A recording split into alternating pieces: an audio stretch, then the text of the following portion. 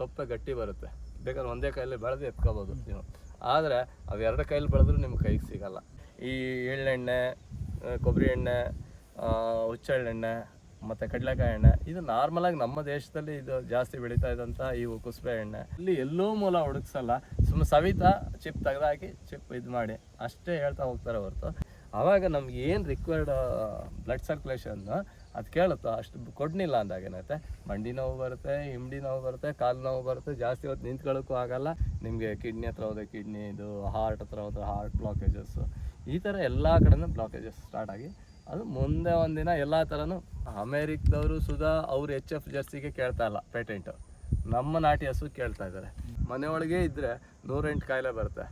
ಆದರೆ ಮನುಷ್ಯ ಯಾವುದೇ ರೈತ ಆಗಲಿ ಯಾರೇ ಆಗಲಿ ಬಿಸಿಲಲ್ಲಿ ಒಡ್ಡಾಡ್ತಾ ಇರೋದ್ರೆ, ಬಿಸಿಲಲ್ಲಿ ಸಖತ್ತು ಅವನು ಕೆಲಸ ಮಾಡ್ತಾಯಿದ್ರೆ ಯಾವುದೇ ಕಾಯಿಲೆಗಳು ಅವನ ಹತ್ರ ಬರಲ್ಲ. ಇದು ಎಲ್ಲ ಕಾಯಿಲೆ, ನಿಮ್ಮ ಶುಗರು, BP, ಸ್ಟ್ರೋಕ್ ಹೊಡಿಯೋದು, ಕ್ಯಾನ್ಸರು ಮತ್ತು ಕಿಡ್ನಿ ಫೇಲ್ಯೂರು, ಲಿವರ್ ಫೇಲ್ಯೂರ್, ಏನೇ ಒಂದು ಪ್ರಾಬ್ಲಮ್ಗೆ ಇದು ಸೊಲ್ಯೂಷನ್ ಆಗ್ತಾ ಇದೆ. ನಿಮಗೆ ಬ್ಲಡ್ ಸರ್ಕ್ಯುಲೇಷನ್ ಇವೆಲ್ಲ ಪ್ರಾಬ್ಲಮ್ ಆದಾಗ ಹುರಿ ಬರುವಂಥ ಚಾನ್ಸಸ್, ಅಲ್ಲೇ ಉಳಿಯೋದ್ರಿಂದ ಅವೆಲ್ಲ ಹುರಿ ಬರುವಂಥ ಚಾನ್ಸ್ ಇರುತ್ತೆ. ನಮ್ಮಲ್ಲಿ ಏನಾಗುತ್ತೆ, ಅದಕ್ಕೆ ಆಯಿಲೆಲ್ಲ ಮಸಾಜ್ ಮಾಡ್ತೀವಿ, ಅಲ್ಲಿ ಇರೋ ಬ್ಲಡ್ ಇಮ್ಮಿಡಿಯೇಟಾಗಿ ಬೂಸ್ಟಪ್ ಆಗಬೇಕು, ಅದು ಹಾಚ್ಕೊ ಹೋಗ್ಬೇಕು.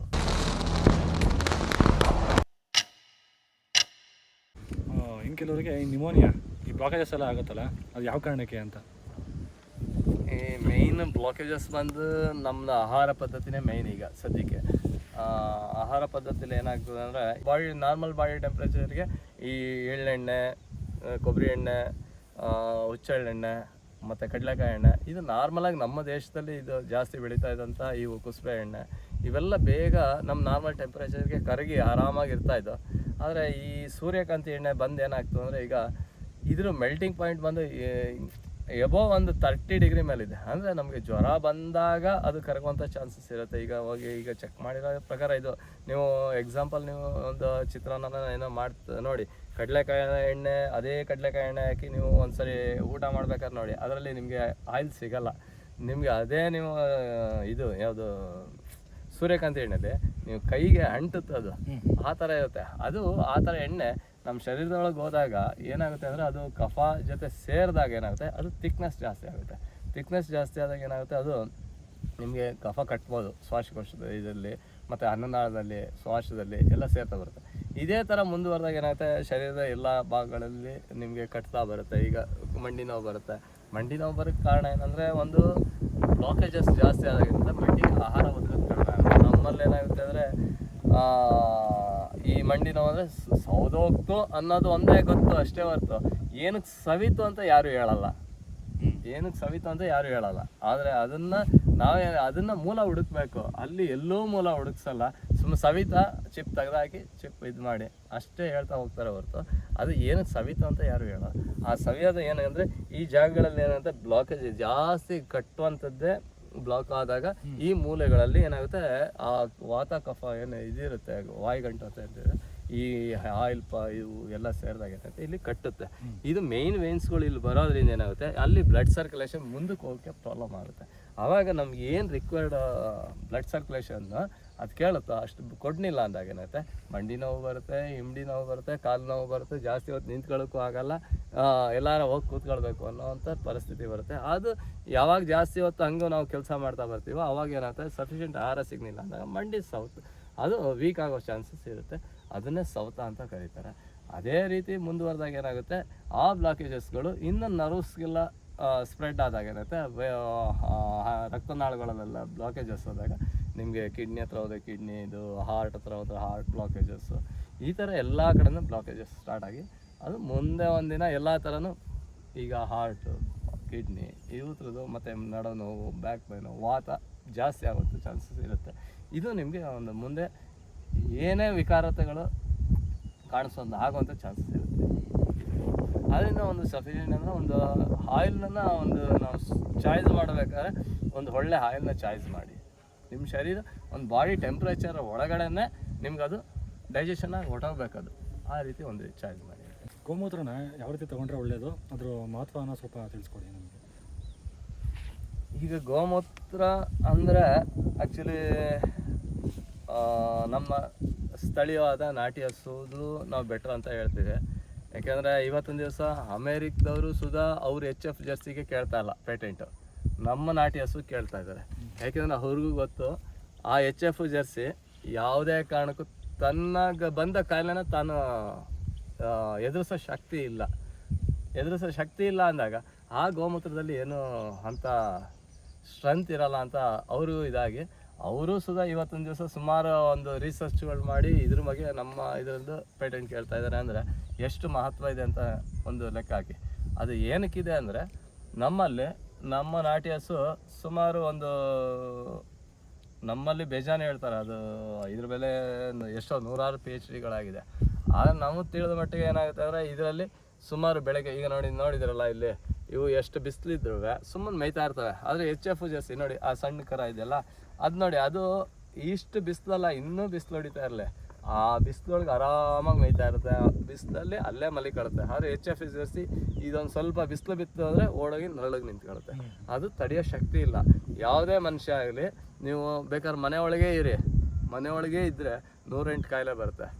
ಆದರೆ ಮನುಷ್ಯ ಯಾವುದೇ ರೈತ ಆಗಲಿ ಯಾರೇ ಆಗಲಿ ಬಿಸಿಲಲ್ಲಿ ಒಡ್ಡಾಡ್ತಾ ಇರೋದ್ರೆ, ಬಿಸಿಲಲ್ಲಿ ಸಖತ್ತು ಅವನು ಕೆಲಸ ಮಾಡ್ತಾಯಿದ್ರೆ ಯಾವುದೇ ಕಾಯಿಲೆಗಳು ಅವನ ಹತ್ರ ಬರಲ್ಲ. ಯಾಕೆ ಹೇಳಿದ್ರೆ ಅದು ಬಿಸಿಲಲ್ಲಿ ನಮಗೆ ಬೇಕಾದಂಥ ಅತೀ ಶರೀರಕ್ಕೆ ಒಂದು ಸಖತ್ ಸ್ಟ್ರೆಂತು ಮತ್ತು ಹೇಳ್ಬೇಕಂದ್ರೆ ಅದು ಒಂದು ದೊಡ್ಡ ಔಷಧಿ ಗುಣ. ಈಗ ಡಿ ವಿಟಮಿನ್ ಅದು ಇದು ಏನೇನೋ ಹೇಳ್ತಾರೆ ಅಷ್ಟೆಲ್ಲ ಇದಿರುತ್ತೆ. ಯಾಕಂದರೆ ಒಂದು ಗಿಡನ ಬೇಕಾದ್ರೆ ಒಂದು ಹೂವನ್ನ ತೊಗೊಂಡೋಗ್ಬಿಟ್ಟು ಒಳಗಡೆ ಇಡಿ, ಅದು ಗಿಡ ಚೆನ್ನಾಗಿ ಬರುತ್ತೆ ಆದರೆ ಹೂ ಬಿಡಲ್ಲ, ಹೂ ಬಿಟ್ರು ನಿಮಗೆ ಅದು ಕಾಯೂ ಆಗಲ್ಲ ಆ ಥರ. ಅದೇ ಬಿಸಿಲಲ್ಲಿ ಇಡಿ, ಅದು ಗಿಡ ಸರಿ ಚೆನ್ನಾಗಿಲ್ಲ ಅಂದರೂ ಸುಧಾ ಹೂ ಬಿಟ್ಟು ಕಾಯಿ ಬಿಡುತ್ತೆ, ಅದು ಅಷ್ಟು ಇದಿರುತ್ತೆ. ಅಂತರ ಹಸು ಕರುಗಳು ಒಂದು ಹೆಚ್ಚು ಕಡಿಮೆ ನಮ್ಮ ಹಸುಗಳು ಬೆಳಗ್ಗೆ 7 ಗಂಟೆಯಿಂದ ಸಂಜೆ 5 ಗಂಟೆ ಗಂಟ ಬಿಸಿಲಲ್ಲಿ ಮೇಯ್ತವೆ, ಯಾವುದೇ ನರಳಿಗೆ ಹೋಗಲ್ಲ. ಅವು ಸಂಜೆ ಬಂದು ಬೆಳಗ್ಗೆಯಿಂದ ರಾತ್ರಿಯಿಂದ ಬೆಳಗ್ಗೆ ಗಂಟೆ ಮಲ್ಕಾಗ್ತಾ ಇರ್ತವೆ. ಆದರೆ ಇವು ರಾತ್ರಿ ಹೊತ್ತು ಮೇವು ಕೊಟ್ಟರು ನಿಮಗೆ ಮೇಯಲ್ಲ ಜಾಸ್ತಿ ನಮ್ಮ ಹಸುಗಳು. ಮತ್ತು ಹೊಟ್ಟೆ ತುಂಬಿದ ತಕ್ಷಣ ಮಲಿಕೊಳ್ತವೆ. ಇವು ಏನಂದರೆ ಹೊಟ್ಟೆ ತುಂಬಿದ ತಕ್ಷಣ ಇನ್ನು ನೆಕ್ಸ್ಟ್ ಮೇಯಕ್ಕೆ ಹೋಗಲ್ಲ ಅವು ಆ ಥರ.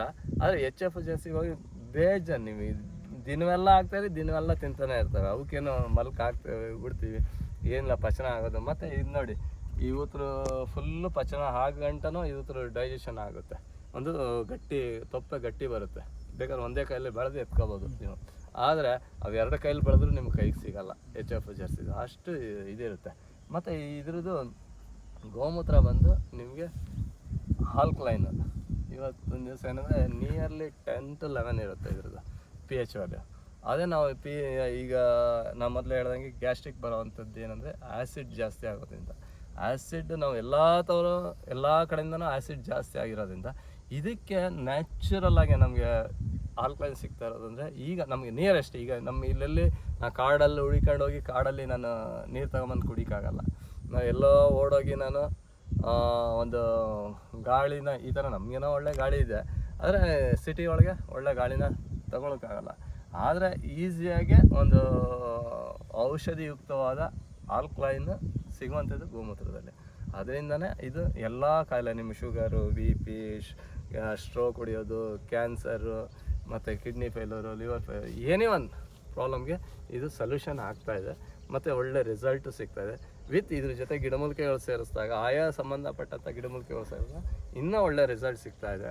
ನಮ್ಮಲ್ಲಿ ಈಗ ಒಳ್ಳೆ ನಮಗೆ ಇದಾಗಿದೆ. ಗೋಮೂತ್ರ ಆಲ್ಕಲೈನೇ ಇರೋದ್ರಿಂದ ಅದರಿಂದ ಹೆಚ್ಚು ಕಡಿಮೆ ಅಮೃತ ಅಂತಲೇ ಕರಿಬೋದು ನಾವು. ಕೆಲವರಿಗೆ ಶುಗರ್ ಕಾಯಿಲೆ ಇರುತ್ತಲ್ಲ, ಅವ್ರಗಳಿಗೆ ಕೈ ಕಾಲು ಚುಚ್ಚೋ ಥರ ಫೀಲ್ ಆಗುತ್ತೆ, ಅದು ಏನಕ್ಕೆ ಅಂತ. ಅದು ನಿಮ್ಮ ಹತ್ರ ಏನಾದರೂ ಪರಿಹಾರ ಸಿಗುತ್ತಾ ನಿಮ್ಮ ಕಡೆಯಿಂದ? ಶುಗರು ಬಂದಾಗ ಸಾಮಾನ್ಯವಾಗಿ ಏನಂದರೆ ಕಾಲು ದೂರ ಇದೆ ಶರೀರದಲ್ಲಿ ಎಲ್ಲ ಅದಕ್ಕಿಂತ ಅವಾಗ ಏನಾಗುತ್ತೆ, ಅದಕ್ಕೆ ಆಹಾರದ ಕೊರತೆ ಉಂಟಾಗುತ್ತೆ, ಮತ್ತು ವಾತ ಪ್ರಕೋಪ ಆಗುತ್ತೆ, ಮತ್ತು ಬೇಡವಾದಂಥ ಒಂದು ಶರೀರ ಸರಿಯಾಗಿ ಕೆಲಸ ಆಗದೆ ಹೋದಾಗ, ಶರೀರಕ್ಕೆ ಆಹಾರ ಕೊರತೆ ಆದಾಗ ತನ್ನಷ್ಟಕ್ಕೆ ತನ್ನ ಎಲ್ಲ ಅಂಗಾಂಗಗಳು ತನ್ನ ಕೆಲಸವನ್ನು ಒಂದಷ್ಟು ನಿಧಾನಗತಿ ಮಾಡ್ತವೆ.